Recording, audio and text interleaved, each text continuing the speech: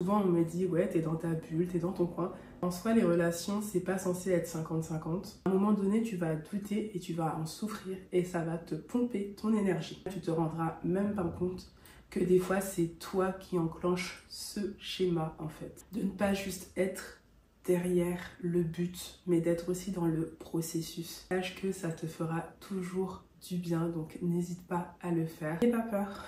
Les gens qui t'aiment, ils vont pas t'en vouloir. Changer de vie, ce n'est pas seulement cocher des cases ou atteindre des objectifs. C'est aussi apprendre à protéger ce que l'on ne voit pas. Son énergie, cette force intérieure qui te permet d'avancer ou au contraire te laisse à bout de souffle, sans que tu ne comprennes pourquoi. Dans cette vidéo, je te partage tout ce que j'ai appris pour préserver mon énergie et surtout te garder aligné avec la femme que tu veux devenir.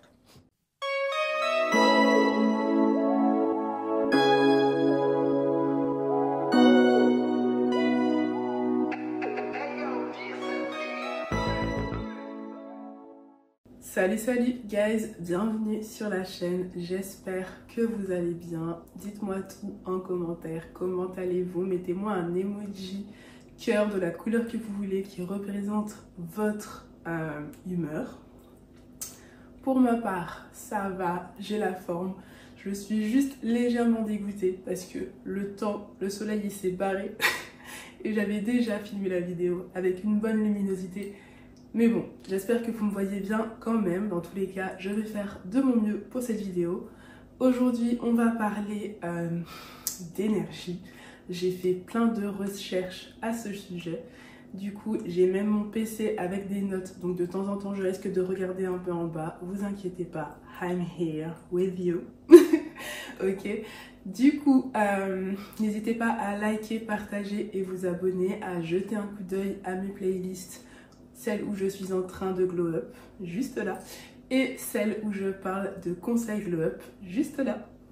Bien, let's go pour la vidéo. Pour commencer, chapitre 1, comprendre son énergie. Et qu'est-ce que l'énergie? Eh bien, c'est ce qui alimente ta capacité à penser, à agir et à ressentir. Quand ton énergie est basse, tout devient plus difficile pour toi. C'est-à-dire que ton énergie t'aide à avancer, elle est plus ou moins élevée. Généralement, elle est plus élevée, genre par exemple en début de journée qu'en fin de journée. Ça c'est sûr, tu as travaillé, tu es sorti, tu as rencontré du monde. Et sache que ton énergie fluctue aussi en fonction des personnes que tu vas rencontrer, du contenu que tu vas consommer. Ton énergie est aussi visible entre guillemets par les autres. On va savoir quand tu rentres dans une pièce si tu te sens plus confiant, si tu es plus apeuré, ce genre de choses. Et d'ailleurs, c'est pour cela que je t'invite à faire une sorte d'analyse, d'observer en tout cas les personnes avec qui tu sors ou les personnes avec qui des fois tu es entouré, selon les endroits, à voir si tu es plus ou moins à l'aise avec eux ou pas. Pareil avec le contenu que tu consommes. Regarde aussi s'il te met de bonne humeur ou pas. Pourquoi je te dis ça? Parce que par exemple à des endroits tu seras présente avec du monde mais tu seras pas forcément à l'aise pour parler, pour t'exprimer. Moi je me suis rendu compte de ça par exemple il n'y a pas si longtemps. Je suis sortie boire un verre avec des connaissances et tout. Et en fait, je me suis rendu compte que j'étais principalement en train d'écouter les gens parler et je disais très peu de choses à mon sujet. Après, évidemment, si on me posait la question, je répondais, mais je n'étais pas à l'aise pour être totalement moi-même. Et pourtant, il n'y avait rien de méchant autour de moi, ça je le sais, mais j'étais pas à l'aise pour être totalement moi-même et me dévoiler. Chapitre 2, ne pas absorber ce qui ne t'appartient pas. Et qu'est-ce que j'entends par là? C'est qu'il faut bien observer et surtout ne pas absorber, ok? Parce que des fois, tu vas te retrouver à des endroits avec des personnes que peut-être que tu rencontres plus ou moins souvent, peu importe. Mais en fait, ces personnes te renverront une énergie qui ne sera pas forcément une énergie que tu apprécies. Et j'ai envie de te dire, essaie de ne pas absorber cette énergie-là qu'ils te renvoient. Peut-être que ce serait des choses genre ils vont peut-être critiquer et c'est peut-être pas le mood que tu veux avoir ou ce genre de choses. Donc tu peux juste faire blocus avec ton aura, avec tes pensées ou être juste ailleurs pour ne pas garder cette énergie qui pour toi n'est pas la bonne. Moi je sais que des fois je me retrouve avec des amis, des gens, enfin des amis entre guillemets, avec des gens et je sais que des fois je suis pas forcément à l'aise parce que ce sont pas mes amis à moi, je précise, c'est des amis d'amis ou des amis de mon copain ou d'autres personnes, enfin bref. Et moi perso des fois je suis juste pas forcément à l'aise, du coup je suis plus en retrait. Et en fait on pourrait dire que j'écoute pas vraiment les conversations qui se disent, mais en soi je partage l'instant avec mon copain, ce genre de choses, mais j'écoute pas vraiment les choses qui se disent parce que pour moi c'est pas des histoires, des contextes qui m'intéressent plus que ça. Et souvent on me dit ouais t'es dans ta bulle, t'es dans ton coin, mais en fait c'est pas grave, c'est comme ça que je suis et j'assume complètement d'être plus dans mon coin et ça me permet de conserver mon énergie, donc c'est ok. Je t'invite à faire de l'introspection pour comprendre ce qui te fatigue et au contraire ce qui te met en bonne énergie. Je vais te donner l'exemple des réseaux sociaux. Des fois, tu es sur ton téléphone, tu regardes des vidéos et en fait, il peut arriver des fois que tu n'aimes pas un certain contenu, mais pourtant tu le regardes quand même. Et ce contenu, peut-être qu'il va te faire critiquer la personne sur la vidéo, tout ça, tout ça. Et la question à te poser à ce moment-là, c'est pourquoi tu critiques cette personne? Qu'est-ce que ça te fait à toi? Qu'est-ce qui ne va pas avec ça en fait? Et peut-être tout simplement que vous avez des points de vue totalement différents et que c'est pour cette raison que tu dois juste arrêter de consommer ce contenu-là. Et tu verras que tu iras beaucoup mieux en fait. Et en plus, je pense que les personnes, des fois que tu regardes sur les réseaux sociaux, c'est pas forcément qu'elles soient mauvaises ou quoi que ce soit d'autre. C'est juste que ça ne correspond pas à ta personne. Et j'ai envie de te donner un autre exemple qui peut être dans ce cercle-là, c'est genre le fait de regarder le journal. Perso, quand je regarde le journal, il y a beaucoup d'informations négatives qui te plombent et qui te fatiguent. Si tu regardes ça en début de journée, ça te plombe dès le matin. Si tu regardes ça avant d'aller dormir, tu vas te coucher avec des idées pas ouf. Donc, perso, moi j'ai arrêté de regarder le journal tout simplement parce que j'ai pas envie d'être dans cette énergie de négativité dès le matin ou en fin de journée. Ensuite, je t'invite à créer un environnement sain. Et ce que j'entends par là, c'est un peu de te créer ton petit sanctuaire, ton petit endroit à toi où tu te sens bien. Ça peut être ta maison, ça peut être un endroit à l'extérieur.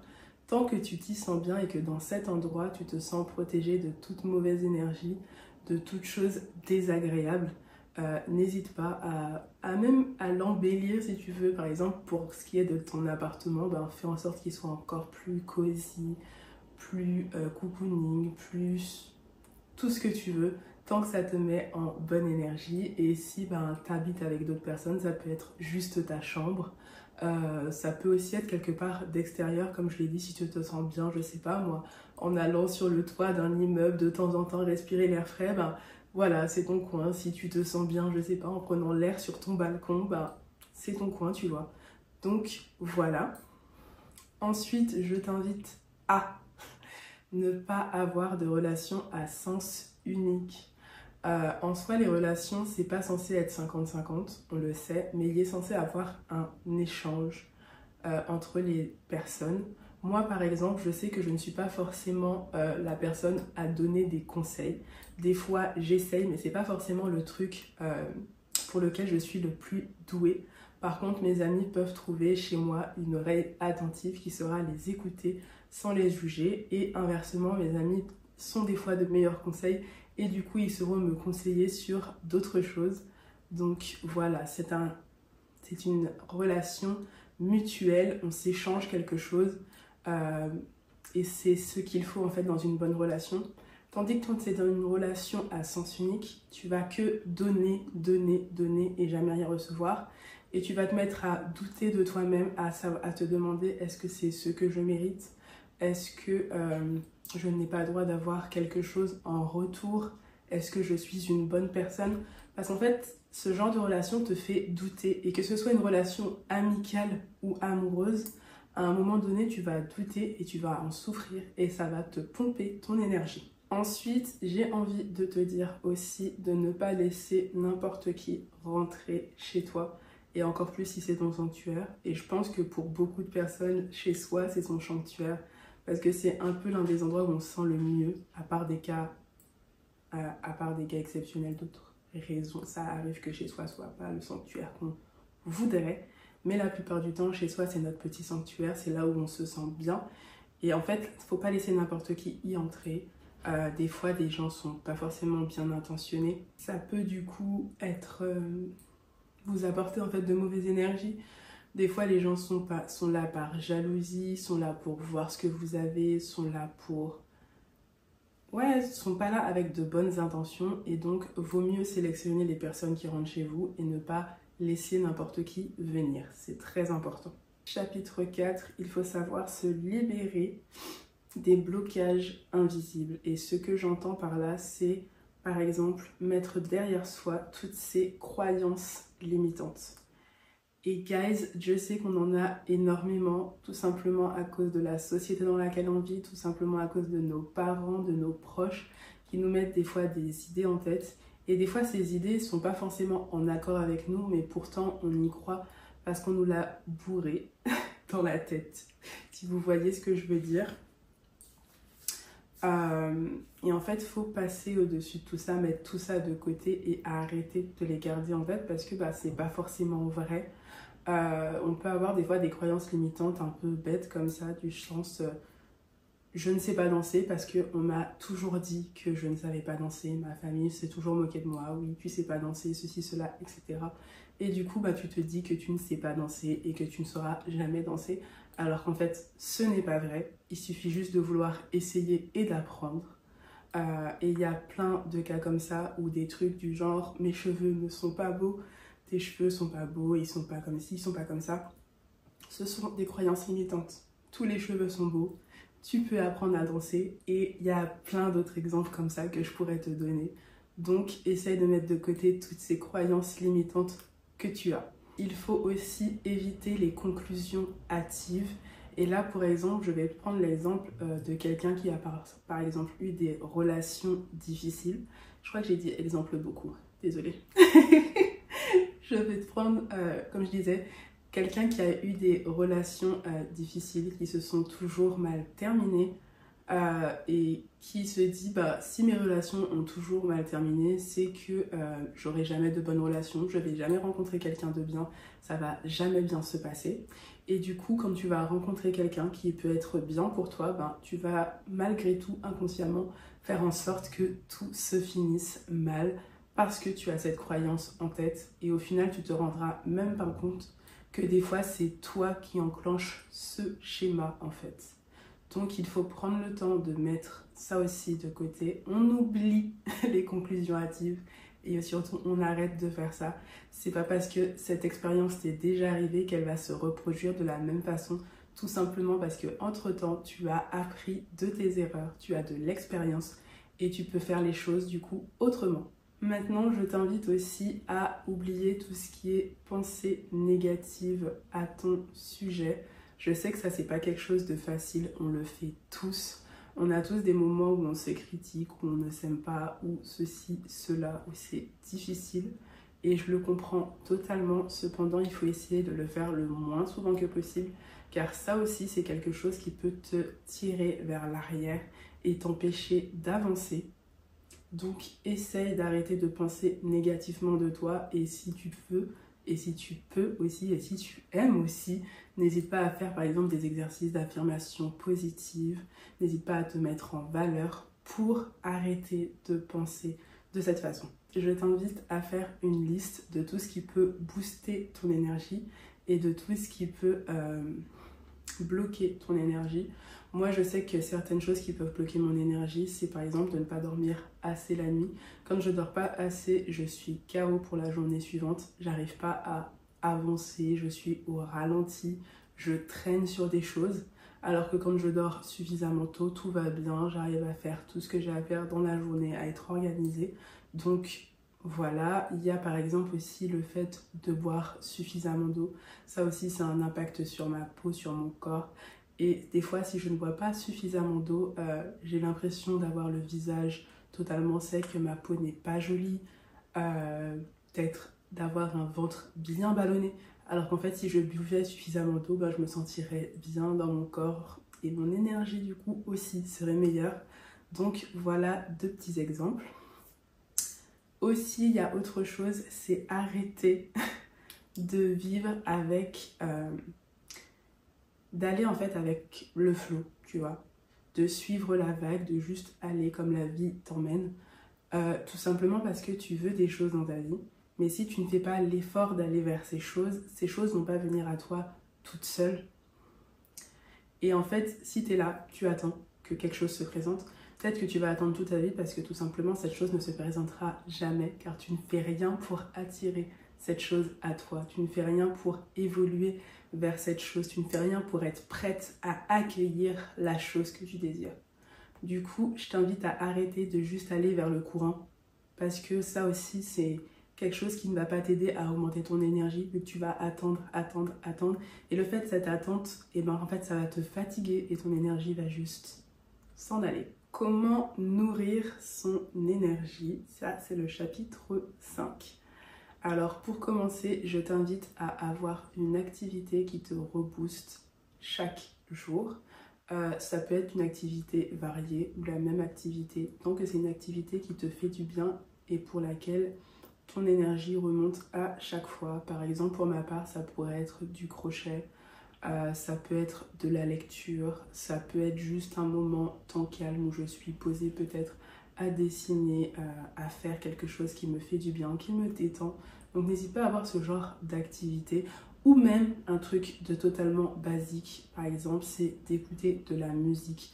Moi, je sais que ça me fait énormément de bien d'écouter de la musique, guys. C'est juste, voilà. Quand j'écoute de la musique, je suis bien, je suis en énergie. Et je crois que j'ai fait ça d'ailleurs le week-end dernier. Et comment vous dire que ma journée était juste au top. Juste parce que j'ai écouté de la musique dès le matin. J'ai fait le ménage en musique, j'ai dansé un petit peu. Et après, j'ai passé une hyper bonne journée. J'étais en énergie haute, je crois. C'était the day, you know. Ensuite, quelque chose aussi qu'on ne dit pas assez, mais qui est aussi important, c'est qu'en fait, des fois, on est trop dans le passé, dans le futur, mais très peu dans l'instant présent, dans le moment. On savoure très peu les instants présents. On pense toujours à demain, qu'est-ce que je vais faire? Demain, qu'est-ce que je peux faire pour améliorer ma vie? Qu'est-ce que je peux faire pour que demain, je fasse ci, ça, ou que ceci, cela se réalise? Et en soi, c'est bien de penser comme ça parce qu'on tend à aller vers l'amélioration de soi-même. Mais des fois, il faut aussi prendre le temps d'être juste dans l'instant présent et de savourer chaque chose qu'on fait, de savourer aussi l'instant présent, de ne pas juste être derrière le but, mais d'être aussi dans le processus. Et ne pas penser aussi à ce qui s'est passé hier, parce que, pas dans le sens que hier, il ne faut pas parler de ce qui s'est passé avant, de ses expériences, etc. Mais faut pas que ça devienne quelque chose qui soit entre guillemets problématique dans le sens où on reste dans le passé, dans les choses qui se sont passées avant, à se dire j'arrive pas, il y a ça qui s'est passé, je peux pas faire ça, etc. etc. Pense à l'instant présent quand tu le peux. Je sais que apparemment la méditation c'est efficace pour ça. Perso, je ne peux pas témoigner à ce sujet car je n'arrive pas trop à méditer à l'heure actuelle. Mais j'ai entendu dire que c'était pas mal, donc si vous avez des retours à ce sujet-là, n'hésitez pas à me le dire en commentaire. Je suis curieuse de le savoir.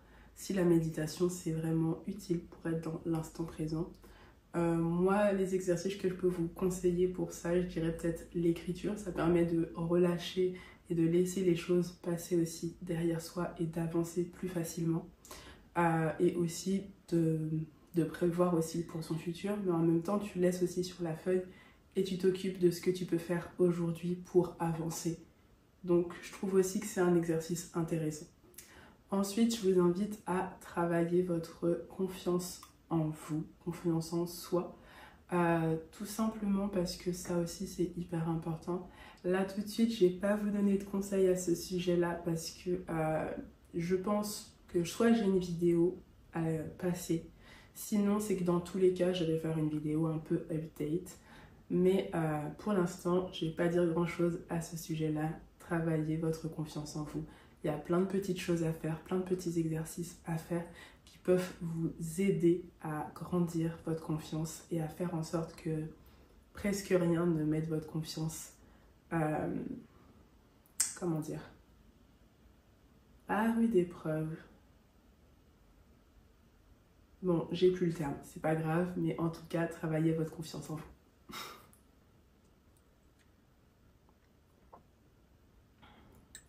Chapitre 6, c'est préserver son espace émotionnel et physique. Pour commencer, il faut savoir que votre corps, il est sacré, ok? C'est le corps avec lequel vous allez vivre toute votre vie. Et du coup, il faut en prendre soin. Et je ne parle pas que de l'aspect santé ou de l'aspect self-care. Je parle aussi des relations intimes que vous pouvez avoir.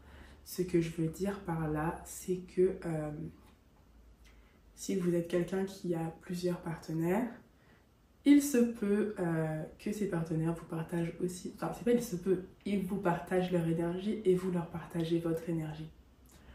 Du coup, en fonction des personnes, ça peut être plus ou moins négatif, plus ou moins bien en fait, on va dire ça comme ça.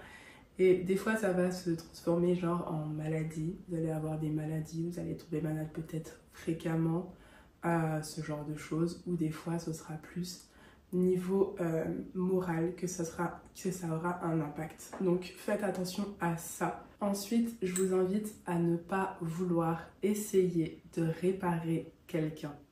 Ça, c'est quelque chose d'hyper difficile, mais il faut savoir que si une personne ne veut pas céder, tu ne peux pas l'aider en fait. Donc il faut d'abord que cette personne ait envie de changer, que cette personne ait envie d'évoluer, que cette personne ait envie d'aller mieux pour que tu puisses l'aider. Et si elle ne veut pas de ton aide, si elle ne fait aucun effort, ça ne sert à rien que tu gaspilles ton énergie à vouloir pousser cette personne vers le haut. Parce que tu vas te fatiguer et te fatiguer pour rien au final. Donc, arrête ça. Il ne faut pas s'engager dans des combats inutiles.